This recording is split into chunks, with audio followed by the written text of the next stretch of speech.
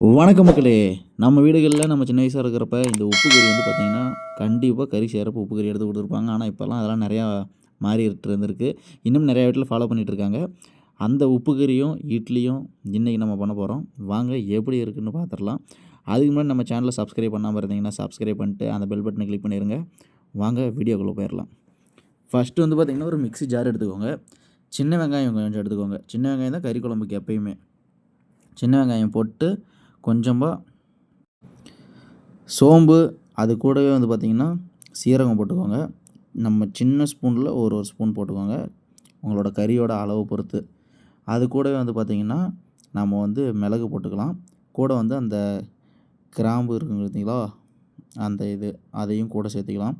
அப்புறம் இந்த பூவு, அந்த வாசனை பொருள்லாம் இருக்குது பார்த்தீங்களா? பிரியாணிக்கு நம்ம சேர்த்துற பட்டை, லவங்கம் அந்த பூவெலாம் இருக்கும். அதையும் போட்டுக்கலாம் அது கூடவே. போட்டு மிக்ஸி ஜார க்ளோஸ் பண்ணிக்கோங்க. அப்படியே தண்ணி சேர்த்தாம லைட்டா போட்டு அரைச்சிக்கலாம். அப்புறம் கொஞ்சம் கழிச்சு தண்ணி சேர்த்து அத பவுடரா இருக்கிறத லிக்விடா மாத்திக்கலாம். அடுப்ப பத்த வச்சுட்டு ஒரு குக்கர் எடுத்து வச்சுக்கலாம். ஏன்னா நம்ம இந்த தடவ எடுத்துருக்கிறது வந்து பார்த்தீங்கன்னா, பீஃப்ல எடுத்துருக்கிறோம். பீஃப் வந்து வேக வைக்கிறதுக்காக நம்ம குக்கர்ல எடுத்துக்கிறோம். அடுப்புல வைக்கிறதுனாலும் வச்சிரலாம். நம்ம இன்னைக்கு வந்து குக்கர்ல வச்சு அப்படின்னு சொல்றோம். குக்கர்ல வச்சோட்டி நல்லா குக்கர் சூடானோட்டி, நல்லெண்ணெய் வந்து ஒரு 2 ஸ்பூன் ஊத்திக்கோங்க. எண்ணெய் நல்லா கொதிச்சு வரட்டும்.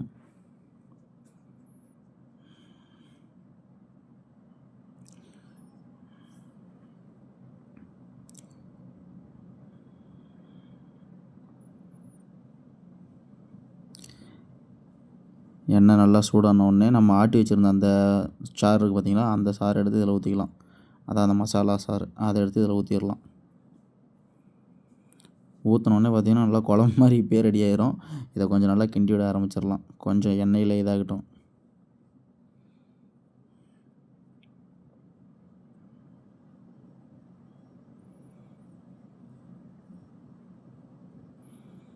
கிண்டி விட்டதுக்கப்புறம் இது கூடவே இஞ்சி பூண்டு பேஸ்ட் கொஞ்சம் சேர்த்துக்கிறோம்.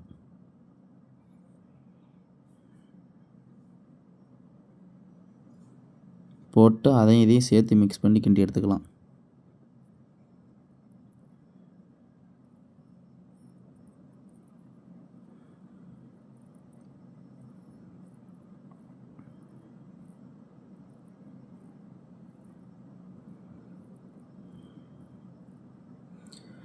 கொஞ்சம் நல்லா இது கொஞ்சம் கொதிஞ்சு வரப்பயே, இது கூட கருவேப்பிலை சேர்த்திக்கலாம். கறி குழம்புக்கு கருவேப்பிலை எப்பயுமே முக்கியம். நம்ம உப்பு கறி செஞ்சாலுமே அதே முறை தான். செஞ்சுட்டு ஒரே ஒரு தக்காளி மட்டும் எடுத்துக்கலாம். அத அந்த மாரி சின்ன சின்ன பீஸா போட்டுக்கலாம். இல்லைனா அப்புறம் தக்காளிக்கு இதாகிறதுக்கு வதங்கிறதுக்கு பார்த்தீங்கன்னா கொஞ்சம் லேட் ஆயிரும். சின்ன சின்ன பீஸா போட்டு அதையும் இதிலேயே சேர்த்து நல்லா கிண்டி விட்டுக்கலாம். கிண்டி விட்டு கல் உப்பு ஒரு கை எடுத்துக்கோங்க. ஒரு கைனா லைட்டா எடுத்து அப்படியே போட்டுக்கோங்க. உப்பு வந்து எப்பவுமே நம்ம கம்மியாவே கூட போட்டுக்கலாம். ஏன்னா தேவைப்பட்டா கூட இன்னொரு தடவ சேர்த்திக்கலாம். எடுத்துட்டு கறி வந்து நம்ம சைடில் எடுத்து வச்சுருக்கோம். அத நல்லா கறியெல்லாம் கழுவி க்ளீன் பண்ணி எடுத்துருங்க. எடுத்ததுக்கப்புறம் நம்ம ஆல்ரெடி எடுத்து வச்சுருக்க இந்த மசாலாவோட கறி எடுத்து சேர்த்திக்கலாம். இந்த மாதிரி உப்பு கறிக்கு நல்லா எலும்பு இருக்கிறதா கூட போட்டுக்கோங்க. நல்லா எலும்பாக இருக்கிறது இன்னும் நல்லாயிருக்கும். வெறும் கறியாக இல்லாமல் நல்லா எலும்பு கறியாக போட்டிங்கன்னா இன்னும் நல்லாயிருக்கும்.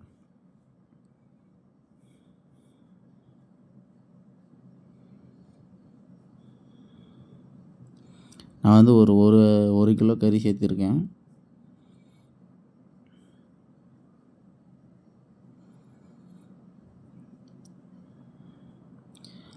என்னதான் கடையில் க்ளீன் பண்ணி கொடுத்தாலும் நம்ம வீட்டில் வந்துட்டு அந்த கறியை ஒரு தடவை சுத்தம் பண்ணிட்டோம்னா, தண்ணியில் போட்டு நல்லா அலசி எடுத்துட்டோம்னா, அந்த ப்ளட்டெலாம் அங்கங்கே லைட்டாக இருக்கும். ரத்தம் அதெல்லாம் கொஞ்சம் போயிடும். அடுத்தது கறிக்கு ரொம்ப முக்கியமானது மஞ்சத்தூள். மஞ்சத்தூள் வந்து ஒரு 2 ஸ்பூன் போட்டுக்கலாம்.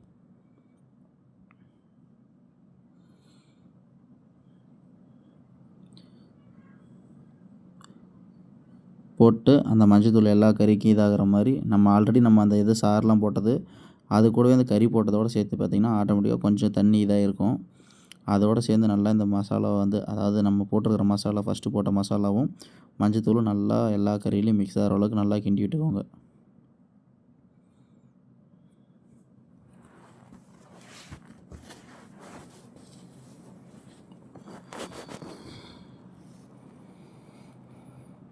வாசனைக்கு கொஞ்சமாக வந்து கொத்தமல்லி தழை கட் பண்ணி கழுவி எடுத்து அதில் ரிட்டன் போட்டுக்கலாம். இப்போ நமக்கு இது கூடவே சூப்பும் கொஞ்சம் தேவைப்படுது. அதனால் வந்து பார்த்திங்கன்னா, நம்ம அந்த மிக்ஸி ஜாரில் எடுத்து வச்சோம்னா அதிலேயே கொஞ்சம் தண்ணி ஊற்றி அப்படியே மிக்ஸ் பண்ணி அதை இதெல்லாம் கழுவிட்டு ரிட்டன் அதிலேயே ஊற்றிடலாம். போட்டு கொஞ்ச நேரம் வந்து பார்த்திங்கன்னா, கொஞ்சம் அந்த மாதிரி நுர கட்டுற மாதிரி இருக்கும். அந்த நேரத்தில் வந்து மிக்ஸி வந்து இது குக்கரை க்ளோஸ் பண்ணிடுங்க. க்ளோஸ் பண்ணிட்டு அப்படியே மேலே அந்த விசிலை தூக்கி வச்சுருங்க. 6 விசில் விட்டுக்குவாங்க இதிலேருந்து. அதுக்குள்ளே நம்ம இந்த பக்கம் இட்லி ஊற்றிடலாம். நமக்கு இந்த குக்கர் இட்லி கொஞ்சம் சின்னதாக இருக்கும். அதனால் பழைய சட்டி இட்லி தான் கொஞ்சம் நல்லாயிருக்கும் இதுக்கு. இந்த குக்கர் இட்லி ரொம்ப சின்ன சின்னதாக இருக்கும். அதனால் இந்த இட்லி வந்து பார்த்திங்கன்னா பழைய சட்டியில் ஊற்றிக்கிறோம்.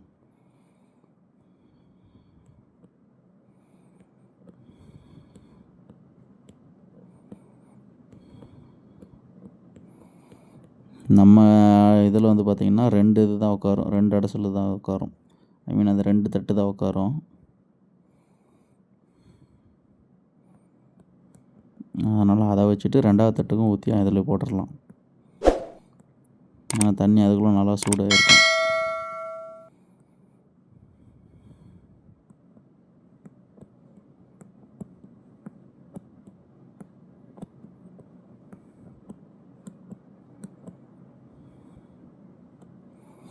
மாவு வேறு இது கடைசி மாவா, அதனால் கொஞ்சம் தீர்ற மாதிரி இருந்துச்சு. வச்சுட்டு எல்லாத்தையும் வலிச்சு இதில் ஊற்றிட வேண்டியதான். அப்பயும் நம்மளதில் ஒரு இட்லி வரல. இந்த நடுவில் இன்னொரு இட்லி வரும். மாவு நமக்கு பத்தலை.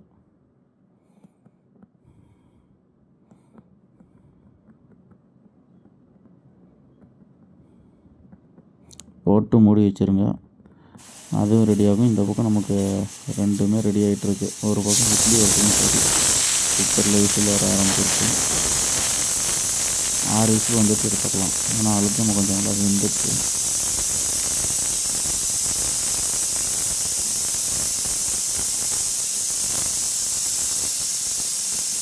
ஆறு விசில் வந்துட்டு எடுத்துகிட்டு இட்லி அப்படியே போட்டு அழகாக ஆவி பறக்க போட்டோம்னா வச்சுக்கோங்க, அதுலேயே நம்ம எடுத்து வச்சுருக்கிற இந்த உப்பு கறி அப்படியே அழகாக வந்து பார்த்திங்கன்னா வச்சுக்கோங்க ஆவி பறக்க இருக்குது. அதில் வந்து சூப்போடு நம்ம எடுத்து வச்சுருக்குறோம்.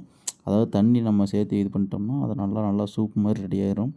நமக்கு குழம்பும் அதிலே ரெடியாக வந்துடும். அதனால் அந்த உப்பு கறியோட குழம்போடு சேர்த்து நம்ம சாப்பிட போகிறோம். அந்த சூப்பு எடுத்தாச்சு. சூப்பு கூடவே கறியும் உப்பு கறியும் எடுத்தாச்சு. பாருங்கள் எப்படி இருக்குது. உப்பு கறின்னு சொல்லலாம். இதே வந்து பார்த்திங்கன்னா எலும்பு ரசம்னு சொல்லுவாங்க சில பேர். நம்ம பையன் எடுத்து சாப்பிட ஆரம்பிச்சிட்டான்.